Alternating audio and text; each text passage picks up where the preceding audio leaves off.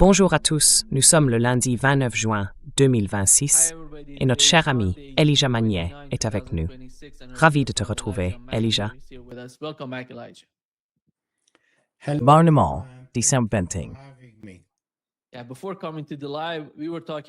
Oui, avant de passer en direct, on parlait de ce qui se passe entre l'Iran et les États-Unis, les deux attaques américaines, puis la riposte iranienne dans le détroit d'Ormuz. Et vous avez mentionné l'article numéro 5 du protocole d'accord, qui pourrait servir de base pour comprendre le problème et ce qui se joue entre l'Iran et les États-Unis. Quel est exactement le sens de cette clause, la clause numéro 5 du protocole d'accord?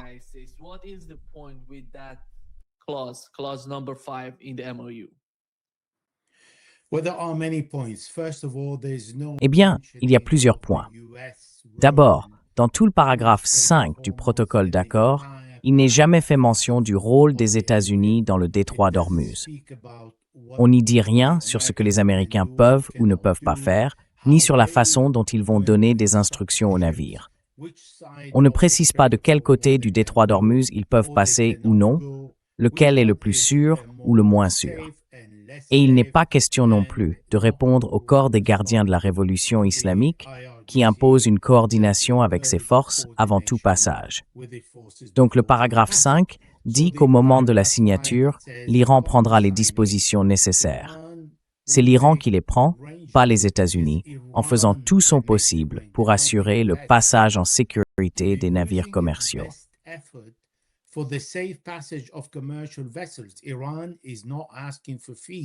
L'Iran ne demande pas de frais. Pendant 60 jours, l'Iran ne demandera rien. Mais les navires et les pétroliers qui transportent du pétrole et du gaz ne peuvent pas aller où ils veulent, ni simplement suivre les instructions des États-Unis. C'est à l'Iran et à Oman de se coordonner, de discuter. Et c'est exactement ce que fait aujourd'hui la délégation iranienne à Moscou et à Oman, comme elle l'a fait la semaine dernière en parlant avec les Omanais.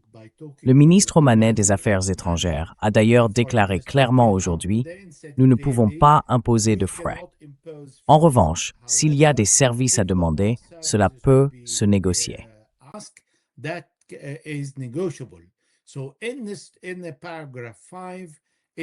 Alors, dans le paragraphe 5, il est dit que c'est à l'Iran de lever les obstacles techniques et militaires et de procéder au déminage du détroit d'Ormuz dans un délai de 30 jours. La signature de ce protocole d'accord est prévue dans moins de 10 jours et l'Iran demande à tous les navires de passer par l'île de l'Arak, des deux côtés. C'est là qu'on voit le rôle négatif des États-Unis, qui s'ingèrent dans la gestion et l'organisation du passage du détroit d'Ormuz.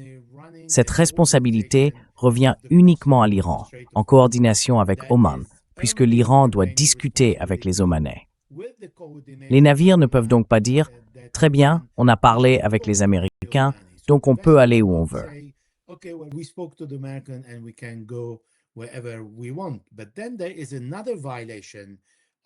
Mais il y a ensuite une autre violation du protocole d'accord. Dans le premier paragraphe, les Américains déclarent la cessation immédiate et permanente de toutes les opérations militaires sur tous les fronts. Ce qui veut dire, pourquoi les Américains tirent-ils sur des objectifs iraniens en Iran? C'est ce qui a déclenché la riposte iranienne. Donc, là encore, c'est une violation du premier paragraphe. Et dans le deuxième paragraphe, il est dit que les États-Unis d'Amérique et l'Iran respecteront la souveraineté et l'intégrité territoriale de l'autre et s'abstiendront d'intervenir dans les affaires intérieures de l'autre. Le détroit d'Ormuz ne relève pas des affaires américaines. Ce sont les affaires d'Oman et de l'Iran. On voit donc, une fois de plus, comment les Américains violent le protocole d'accord dans de nombreux paragraphes, notamment les paragraphes 1, 2, 5 et 13.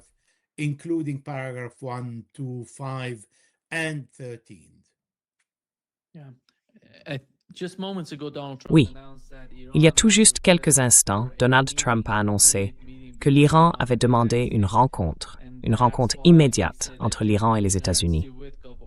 Et c'est pour cette raison, dit-on, que Jared Kushner et Steve Whitcomb se rendent à Doha. Demain, ils vont se rencontrer.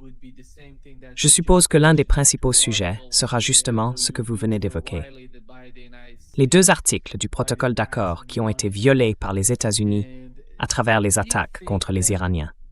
Pensez-vous que ces discussions, étant donné qu'il existe ce document, le protocole d'accord, avec 2 points, le numéro 1 et le numéro 5 que vous avez mentionnés, donc 2 paragraphes, pensez-vous que les échanges entre les 2 parties viseront à confirmer ou d'une certaine manière à consolider la position iranienne dans ce qui se passe en ce moment dans le détroit d'Ormuz?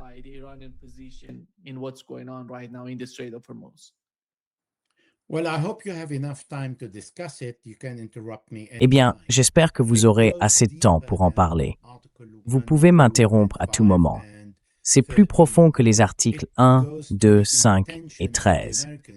Ça touche à l'intention des Américains de démanteler tout ce qu'on appelle les moyens de pression utilisés par l'Iran.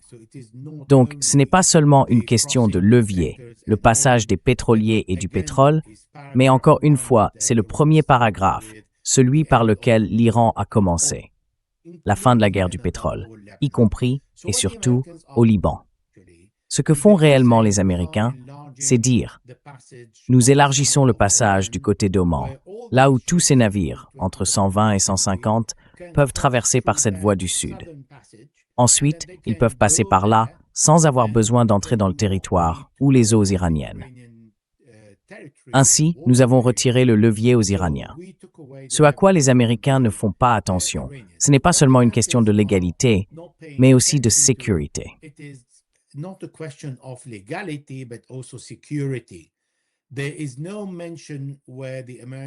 Il n'est fait nulle part mention du passage des navires de guerre américains dans le détroit d'Ormuz, ni d'aucun autre navire militaire. Le texte parle uniquement des navires commerciaux. Il ne s'agit pas de l'armée. Ensuite, les Américains essayent d'éloigner les Libans du protocole d'accord en disant aux Iraniens « En fait, votre premier point n'a aucune valeur parce qu'il y a un accord entre les Azéris et les Libanais et vous n'avez rien à voir là-dedans. » Ils veulent donc retirer aussi ce point aux Iraniens, mais pas seulement. Nous avons parlé de la manière dont ils élargissent le détroit d'Ormuz du côté omanais pour sécuriser le passage en excluant complètement l'Iran de tout l'arrangement. Pourtant, dans le protocole d'accord, il n'est fait aucune mention d'un rôle des États-Unis dans le détroit d'Ormuz, au paragraphe 5. Et puis, il faut le rappeler, nous parlons d'un état de guerre.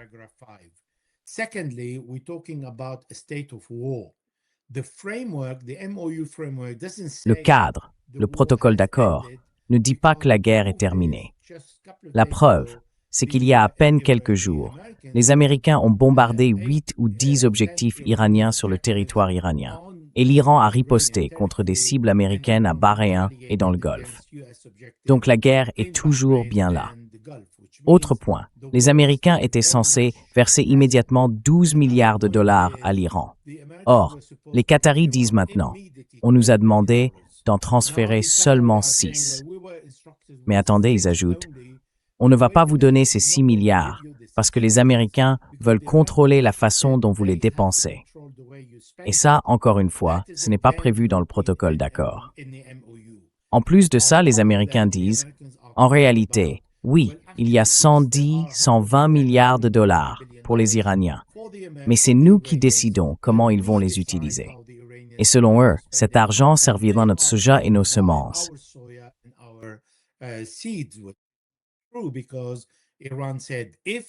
Parce que l'Iran a dit, si vous vendez mieux que le marché, alors je vous l'achèterai. Sinon, je suis libre de faire ce que je veux de mon argent. Et ce n'est pas la fin de l'histoire.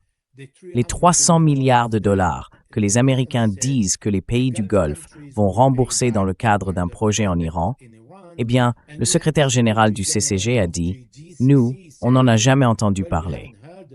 À ce stade, personne n'a discuté de ça avec l'ensemble des pays du Golfe. On ne sait pas qui va payer ces 300 milliards, comment cet argent sera dépensé, qui va le recevoir, ni quel pays doit payer quelle part. Ils n'en ont aucune idée. Alors, quand on regarde le protocole d'accord, on se dit, en réalité, les Américains gagnent du temps. Ils rassemblent leurs forces, ils préparent les élections, ils font baisser le prix du pétrole pour pouvoir faire le plein quand le prix sera plus bas.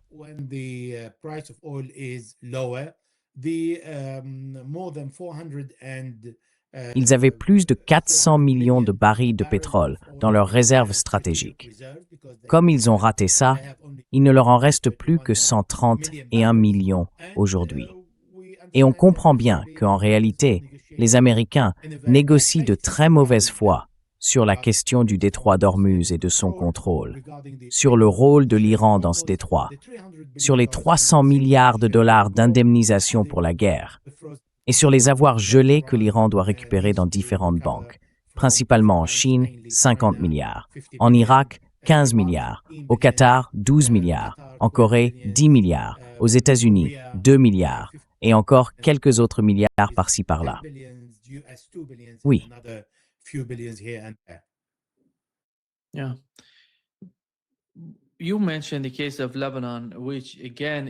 Vous avez mentionné le cas du Liban, qui est encore une fois l'un des principaux problèmes. J'imagine que demain, ils vont parler du Liban. Ils vont beaucoup parler du Liban. Parce que d'un côté, on voit que les États-Unis reconnaissent, en signant le protocole d'accord, la souveraineté du Liban. Mais de l'autre, on voit qu'ils réunissent le gouvernement libanais et les Israéliens pour signer un accord qui légitime l'occupation israélienne du Liban. Et quand on regarde ce qui s'est passé entre Israël et le Liban et les répercussions de cet accord, on a vu le président du Parlement libanais déclarer que le Liban n'allait appliquer aucune ligne, aucun point de cet accord entre les deux parties. Alors, concernant la mise en œuvre de cet accord, comment voyez-vous les choses au Liban sur le plan juridique? Est-ce que le gouvernement peut vraiment l'imposer à la société, au peuple libanais?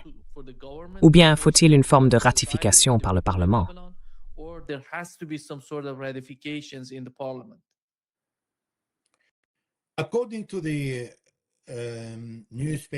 D'après le journal Al-Nahar, qui est un quotidien chrétien, anti-Hezbollah et très proche du gouvernement et des Américains, les chiites au Liban représentent en réalité 31,6% de la population, suivis par les sunnites, puis les chrétiens. Si la majorité des chiites, une partie des chrétiens et les druzes sont contre cet accord, puisque le chef druze Walid Jumblat a déclaré qu'il y était opposé, et que plusieurs partis chrétiens, comme celui de Sleiman Frangier et d'autres groupes, se sont aussi exprimés contre. Alors il est impossible pour le gouvernement d'imposer cet accord à la population. L'armée libanaise a d'ailleurs déclaré « Je ne me battrai pas contre le peuple et je ne deviendrai pas la police des Israéliens. » Car en réalité, cet accord cadre est une humiliation pour l'armée libanaise.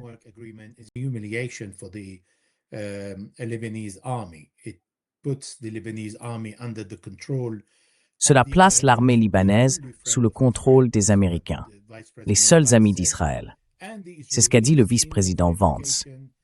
Et les Israéliens, dans le cadre de la vérification du désarmement du Hezbollah, veulent s'assurer qu'il n'y a pas de dépôt d'armes et qu'ils aient aussi la possibilité et même le droit d'aller vérifier eux-mêmes qu'il n'y en a pas. Mais comment peuvent-ils vérifier sur place? Eh bien, la seule façon de s'assurer que le sud du Liban est libre d'armes, c'est d'aller de porte en porte. Donc les habitants du sud du Liban devraient accepter qu'une délégation militaire composée de l'armée libanaise, des Américains et des Israéliens vienne frapper à leur porte. C'est censé être faisable. Deuxième point. Le cadre de l'accord ne parle absolument pas de retrait, ni dans le protocole d'accord, ni dans l'accord de sécurité annexé, qui n'a d'ailleurs pas encore été rendu public. Donc il n'est pas question de retrait.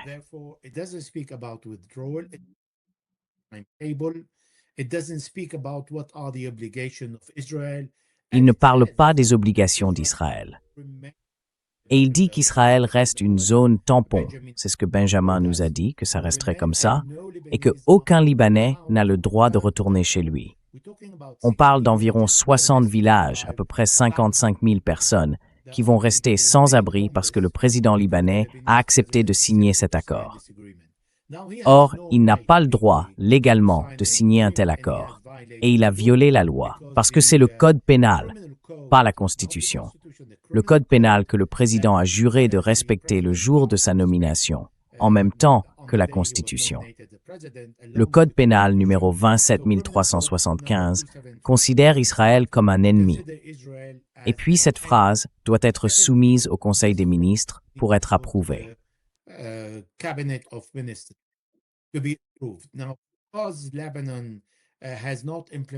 Alors, comme le Liban n'a pas appliqué l'accord de Taïf, les chrétiens gardent 50% des sièges, alors qu'ils ne représentent pas 50% de la population. Les musulmans, eux, représentent plus de 65% du pays. Et parmi eux, il y a les chiites, les sunnites et les druzes. Du coup, il est très difficile de dire que le vote au sein du Conseil des ministres est vraiment démocratique, puisque les musulmans n'y ont que 4 ministres, ce qui ne correspond pas du tout aux 31% qu'ils représentent réellement dans le pays. Donc, au Liban, ça n'a jamais été une démocratie au sens strict. C'est un système fondé sur le consensus. Toutes les religions, les représentants des différentes confessions et des forces du pays se réunissent, discutent, trouvent un accord et décident d'avancer ensemble, sans imposer quoi que ce soit aux autres.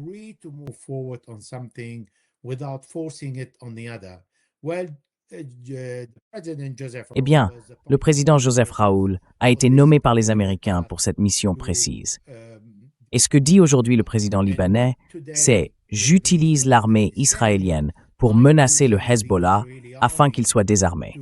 Sinon, l'armée israélienne continuera non seulement à attaquer le Hezbollah, mais aussi à frapper les chiites du sud du Liban, à détruire leurs maisons tant que le Hezbollah ne sera pas désarmé. » Donc, la menace vient maintenant clairement du président libanais lui-même, qui menace la communauté chiite du sud du Liban d'utiliser l'armée israélienne contre elle ou de faire pression sur le Hezbollah pour qu'il soit désarmé.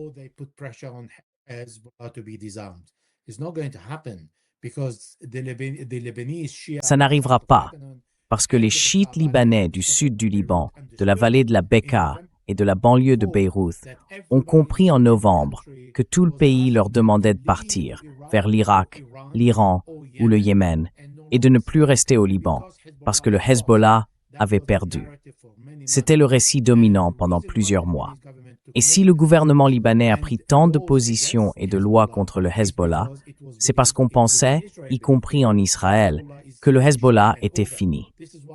C'est pour ça que l'armée israélienne est entrée dans le sud du Liban en pensant que la zone était déjà conquise et occupée. L'armée libanaise avait démantelé les entrepôts du Hezbollah au sud du fleuve Litani en février 2026 et le Hezbollah a dû revenir en urgence pour défendre plusieurs positions et stopper l'avancée israélienne. Le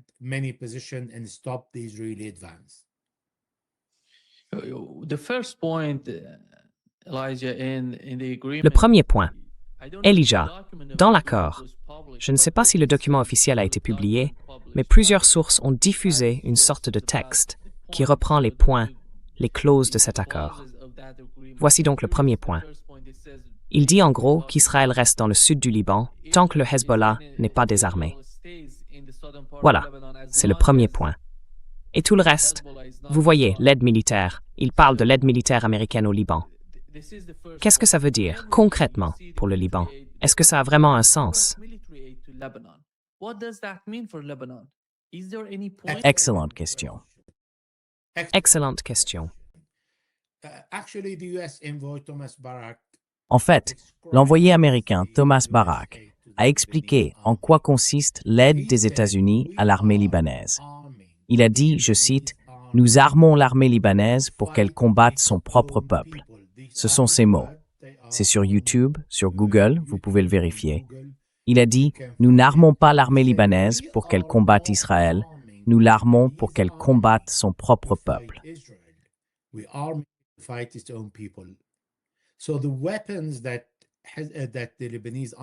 Les armes que reçoit l'armée libanaise sont des armes légères, utiles pour les combats en zone urbaine, mais pas contre des forces d'occupation. Et quand l'armée libanaise est descendue dans le sud du Liban, au sud du fleuve Litani, pour appliquer la résolution 1701 après novembre 2024, les Israéliens ont donné des instructions très claires. Aucun char, aucune artillerie lourde, ni aucune arme que l'armée israélienne considère comme une menace pour Israël n'est autorisée dans la zone. Autrement dit, c'est l'armée israélienne qui décide du type d'armes que l'armée libanaise peut avoir dans le sud du Liban, alors que cette zone est censée être sous le contrôle du gouvernement libanais, sur le territoire libanais. Et il y a un autre point, encore plus humiliant. Ils disent qu'ils vont opposer leur veto à tout officier de l'armée libanaise qu'ils estiment ne pas être prêt à obéir pour appliquer le protocole d'accord, un retrait de paix, ou qui montrerait une sympathie envers le Hezbollah.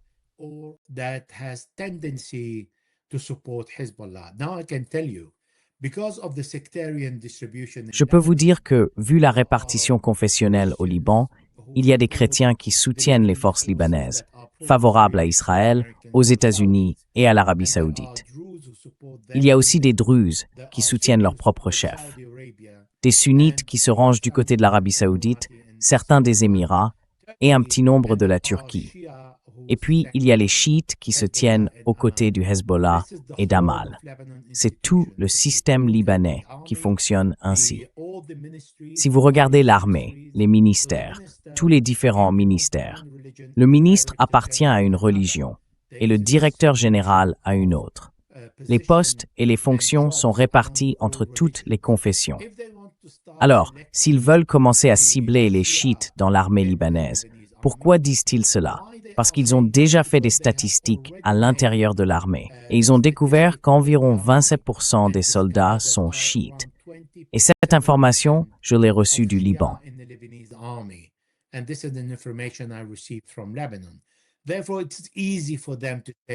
Donc pour eux, c'est facile de dire, bon, d'accord, il nous reste environ 70%. Et ceux-là finiront au bout du compte par se plier à ce qu'on veut, en excluant complètement les chiites. Mais où vont-ils aller, ces gens-là? Ils iront dans les zones où vivent les chiites, parce que le Hezbollah n'a pas de souveraineté enracinée dans les zones chrétiennes, ni dans les zones druzes, ni dans les zones majoritairement sunnites. Il est au milieu des siens, au milieu des chiites. Alors, vous imaginez un groupe de soldats libanais hostiles, et il y en a beaucoup qui le sont, hostiles au Hezbollah et à sa communauté, frapper à chaque porte, fouiller chaque maison, juste pour appliquer le protocole d'accord. C'est la meilleure recette pour un désastre.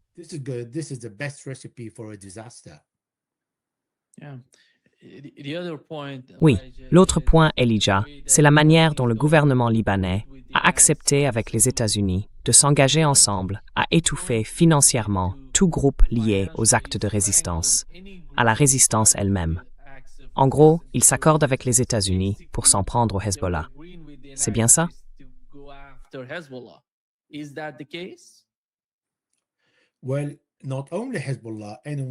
Eh bien, pas seulement le Hezbollah, mais tous ceux qui ne sont pas d'accord.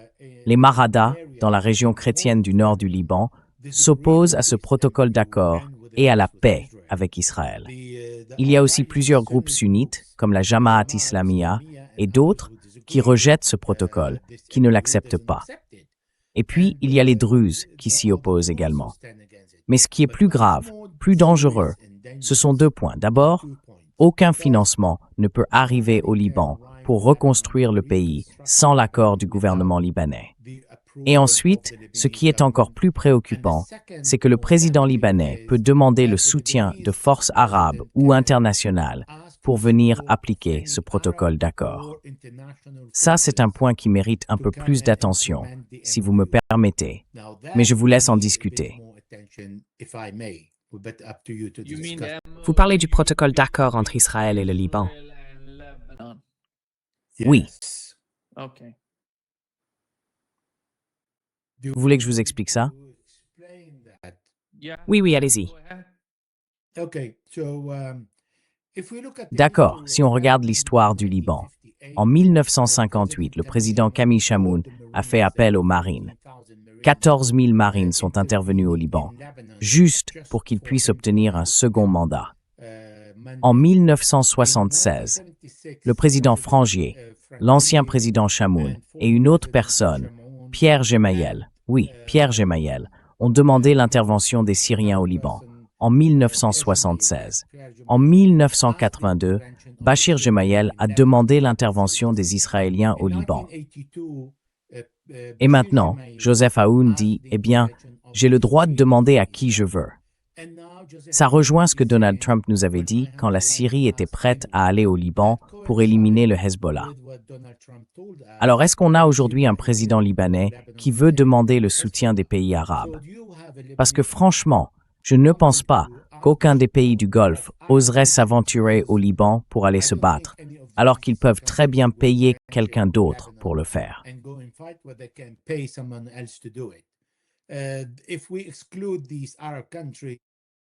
Si on met de côté ces pays arabes, ni l'Irak ni la Jordanie ne s'y engagent. Le seul qui pourrait se porter volontaire avec une rancune contre le Hezbollah, c'est la Syrie. Mais la Syrie a déjà vécu la reprise des armes pendant la guerre entre 2011 et 2023, voire 24. Donc ils savent très bien ce que cela veut dire, s'opposer au Hezbollah. Maintenant, il faut voir si la Turquie serait vraiment satisfaite de recevoir quelques moteurs des États-Unis pour lâcher les Syriens et ouvrir un nouveau front en avançant vers le Liban, avec le président libanais qui demanderait à une force étrangère d'entrer au Liban. Mais on dirait que ce président de circonstance n'a toujours pas retenu la leçon. Quant à faire appel à des forces étrangères, je ne vois pas les Américains débarquer au Liban. Ils l'ont fait en 1983 et 241 soldats et officiers sont rentrés dans des sacs noirs. Je ne pense pas qu'ils recommenceront.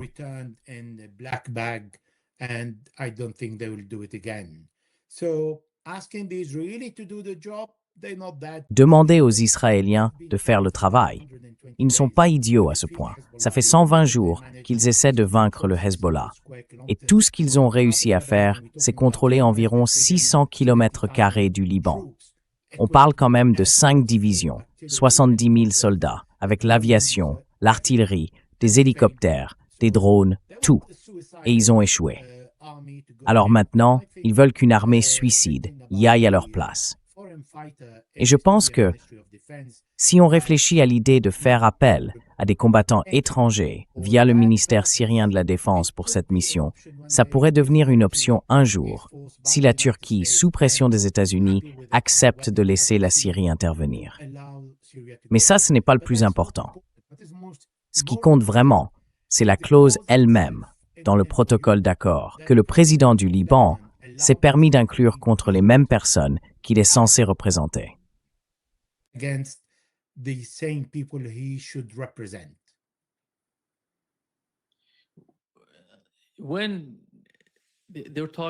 Quand il parle d'aide militaire et de tout ça, tout est lié.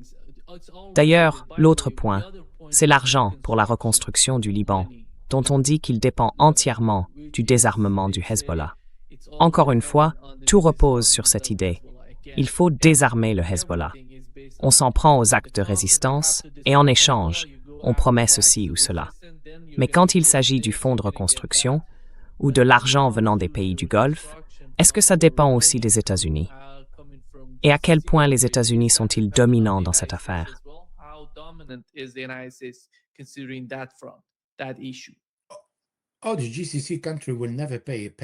Ah, les pays du Golfe ne paieront jamais un centime sans l'accord des États-Unis.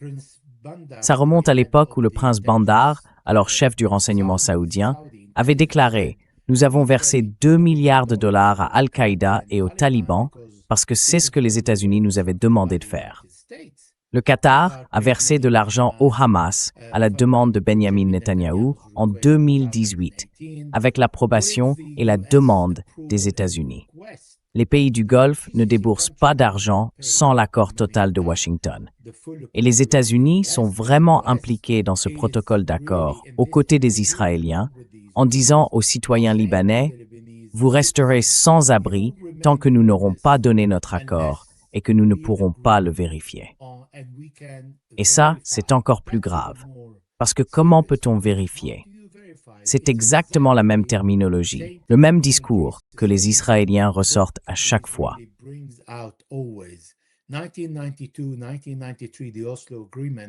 1992, 1993, les accords d'Oslo.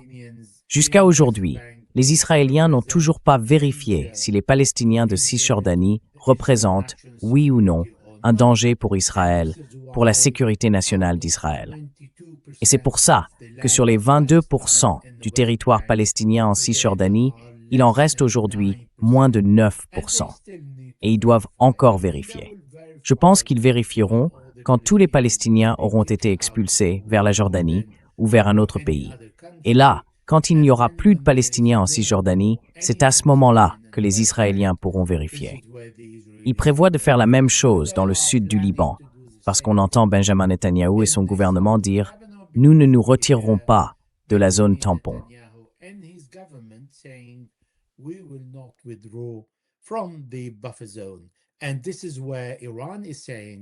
Et c'est là qu'intervient l'Iran, qui dit en gros « Je me fiche de votre accord avec le Liban. Ça ne me concerne pas. » J'ai le paragraphe 1, pas de combat au Liban. Et les Américains ont violé ce point, parce qu'ils continuent à se battre au Liban. Les Israéliens, eux, continuent de tuer des Libanais. Ils en ont tué 7 en 2 jours, et ils continuent de détruire des maisons. Et l'autre point du paragraphe 1, c'est la souveraineté totale du territoire libanais. C'est pour ça que le protocole d'accord au Liban et celui entre les Américains et les Iraniens ne pourra jamais fonctionner.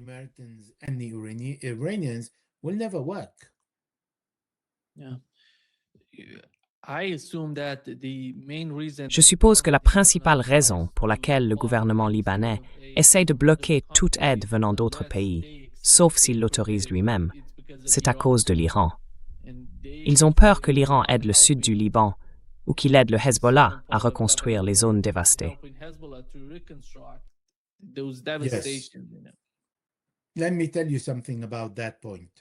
Laissez-moi vous dire quelque chose à ce sujet. Ils pensent pouvoir bloquer l'argent qui vient d'Iran pour reconstruire le sud du Liban, parce qu'ils ne veulent pas que les habitants du sud soient reconnaissants envers l'Iran. Pourtant, ce sont les Iraniens qui vont reconstruire leurs maisons détruites par les Israéliens, avec l'accord du gouvernement et du président libanais. Leur excuse, c'est de dire « En fait, on ne veut pas que cet argent arrive jusqu'au Hezbollah. » Mais comment croient-ils que le Hezbollah reçoit son argent? Ils pensent que le Hezbollah n'a pas de ressources.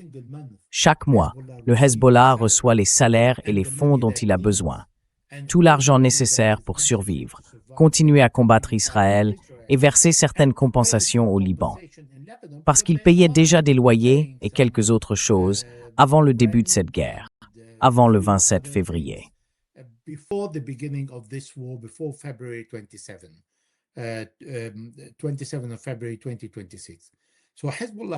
Le 27 février 2026, le Hezbollah continue de payer tous les salaires nécessaires à ses membres et de couvrir tous ses besoins logistiques. Alors, est-ce qu'ils pensent vraiment que leurs accords et leurs articles vont empêcher l'Iran de financer le Hezbollah? Jamais. La seule chose qu'ils font, c'est donner aux Américains et aux Israéliens encore plus de pouvoir pour contrôler le système financier libanais. Quand le Hezbollah reçoit de l'argent, ce n'est pas par virement bancaire. On ne transfère pas 50 à 70 millions de dollars chaque mois en espérant que ça passe inaperçu. Ou alors, on enverrait des montants de 1000 ou 900 dollars, comme on peut le faire en Europe. Ça n'a aucun sens. Le Hezbollah reçoit de l'argent liquide. Que le gouvernement libanais soit aux commandes ou que les Américains le soient, l'argent arrive quand même. Ce qu'ils font, en réalité, c'est une punition collective de la population.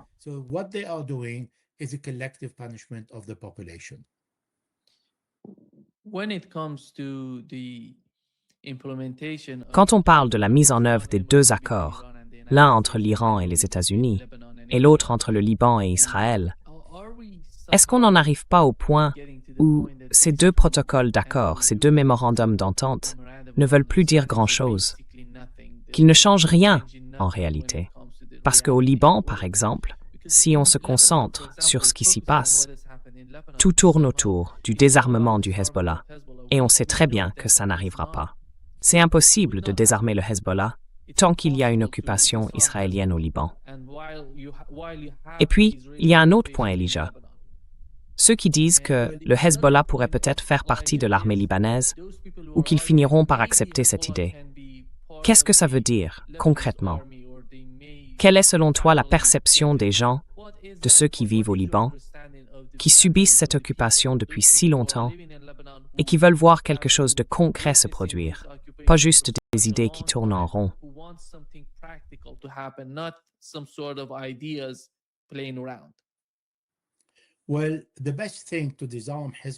Eh bien, le meilleur moyen de désarmer le Hezbollah, c'est d'éliminer les ambitions israéliennes au Moyen-Orient.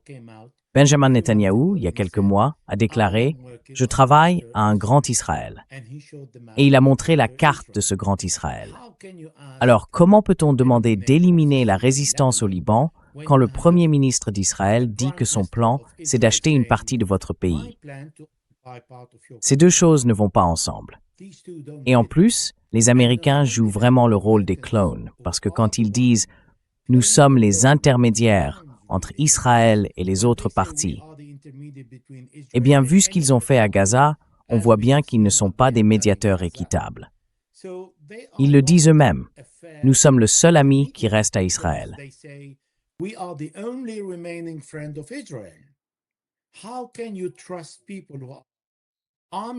Comment peut-on faire confiance à des gens qui arment les Israéliens pour te bombarder, toi et ton peuple? C'est exactement ce qu'ils font dans le sud du Liban. Et ensuite, ils te demandent de déposer les armes, parce que tout serait beau, tout serait fini.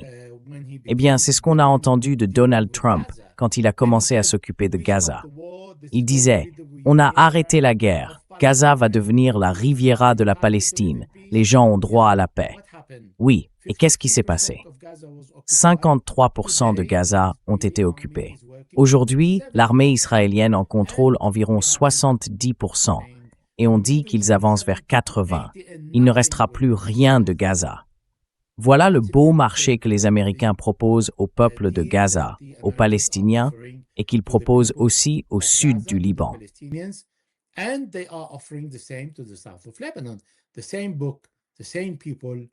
Le même livre, les mêmes personnes, les mêmes Israéliens, le même plan, le même Benjamin Netanyahou qui le met en œuvre. Naftali Bennett, s'il parvient avec une grande coalition de toute l'opposition à devenir Premier ministre, ne quittera pas le sud du Liban. Il l'a dit, il gardera la zone tampon. Aujourd'hui, Israël a une autre structure. Ils veulent occuper une partie de la Syrie, ce qu'ils ont déjà fait. Hier, ils sont entrés en Syrie avec de l'artillerie, dans un village syrien près de Quneitra et de Yarmouk. Et ensuite, ils sont entrés dans le village en plein jour. Mais la Syrie ne tire pas une seule balle. Alors, quand on regarde l'histoire, le comportement, quand on voit les preuves, et qu'on entend les Israéliens dire que tout cela est une moquerie, on comprend. Ils ne partiront pas.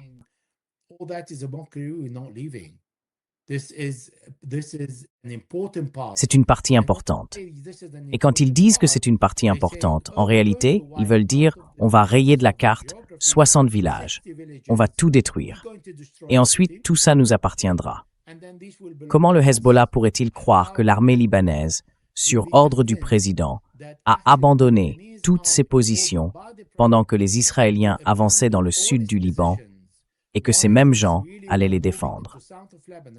Tout le monde veut vivre dans un État fort, souverain, qui donne des droits à ses citoyens et où les citoyens, en retour, s'acquittent de leurs impôts et de leurs devoirs.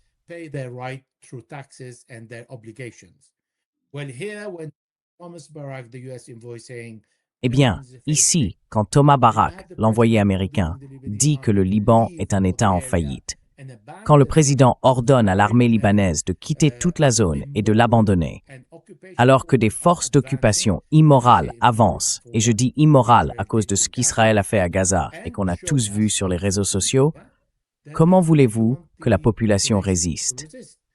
Hezbollah ne vient pas de Jupiter, il vient du Liban. Ce sont des Libanais qui vivent là. Tous ces esprits brillants qui pensent qu'il faut retirer le Hezbollah du Liban, le mettre en Irak, au Yémen ou en Iran, ils parlent d'environ 30% de la population, selon An-Nahar en 2019, 31,6%. Et même si on enlève 10 ou 20% de chiites anti-Hezbollah, il reste à peine 6% en moins.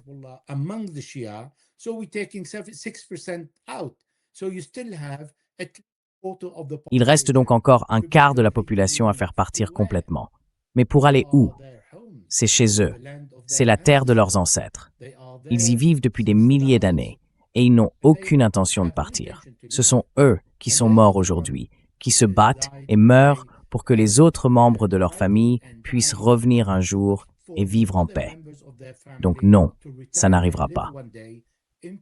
Voilà pour le protocole d'accord. Et celui avec l'Iran, c'est encore pire. Est-ce que vous voyez quelqu'un en Occident, y compris en Israël, vouloir voir l'Iran en bonne santé, fort, récupérer tout son argent avec toutes les sanctions levées? Les Américains n'ont pas levé les sanctions. Ils ont simplement donné la permission à l'Iran de vendre son pétrole pendant 60 jours, uniquement parce que ça arrange Donald Trump. Et bien sûr, ça arrange aussi l'Iran. Mais surtout, ça arrange Donald Trump pour faire baisser le prix du pétrole.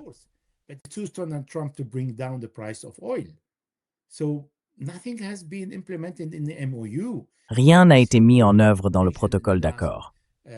Et depuis plus de 10 jours, on voit toutes ces informations qui montrent comment les Américains font tout leur possible pour vider ce protocole de sa substance, ainsi que l'avantage que l'Iran avait obtenu avec le détroit d'Ormuz. Et les Iraniens ne sont pas stupides. Ce sont un peuple raffiné, ancien, qui comprend la négociation et qui existait bien avant même la moitié de ce que, je ne vais pas dire l'Amérique, parce qu'on parle de moins de 250 ans d'histoire.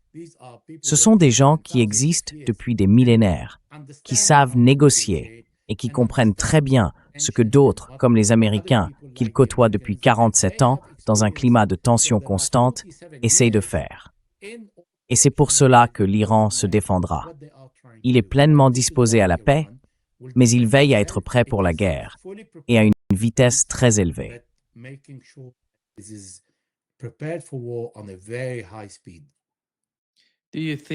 Pensez-vous que l'accord entre les deux parties au Liban pourrait entraîner une forme de guerre civile dans la société?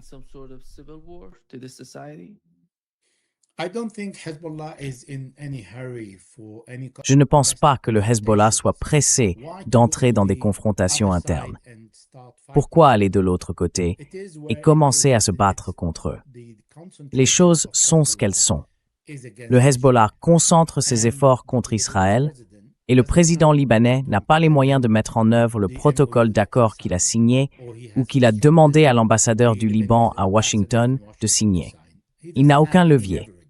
Alors, pourquoi se lancer dans une guerre civile? Ça n'a aucun sens. Il y aura sans doute des incidents, des frictions entre les partisans du Hezbollah, ou du moins, on verra des gens à moto avec le drapeau du Hezbollah se faire arrêter ou heurter par l'armée libanaise. Mais ce n'est pas ça qui déclenchera une guerre civile.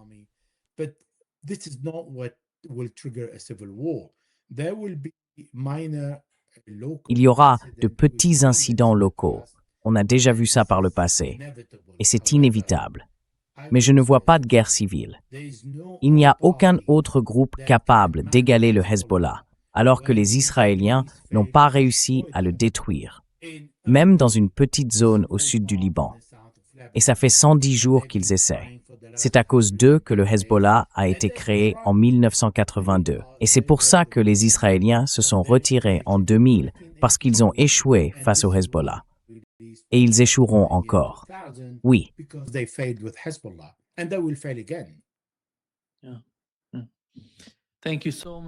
Merci beaucoup, Elijah, d'être avec nous aujourd'hui. C'est toujours un vrai plaisir. Merci de m'avoir invité.